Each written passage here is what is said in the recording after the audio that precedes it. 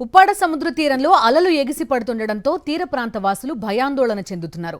మాయపట్నం వద్ద భారీ ఎత్తున కెరటాలు ఎగిసిపడడంతో తీర ప్రాంతంలో మత్స్యకారుల ఇళ్లలోకి సముద్రపు నీరు చొచ్చుకొస్తోంది.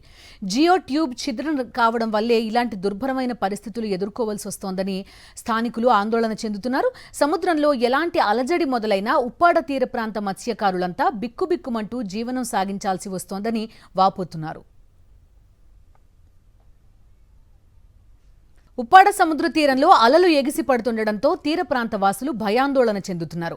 మాయపట్నం వద్ద భారీ ఎత్తున కెరటాలు ఎగిసిపడడంతో తీర ప్రాంతంలో మత్స్యకారుల ఇళ్లలోకి సముద్రపు నీరు చొచ్చుకొస్తోంది. జియో ట్యూబ్ ఛిద్రం కావడం వల్లే ఇలాంటి దుర్భరమైన పరిస్థితులు ఎదుర్కోవాల్సి వస్తోందని స్థానికులు ఆందోళన చెందుతున్నారు. సముద్రంలో ఎలాంటి అలజడి మొదలైనా ఉప్పాడ తీర ప్రాంత మత్స్యకారులంతా బిక్కుబిక్కుమంటూ జీవనం సాగించాల్సి వస్తోందని వాపోతున్నారు.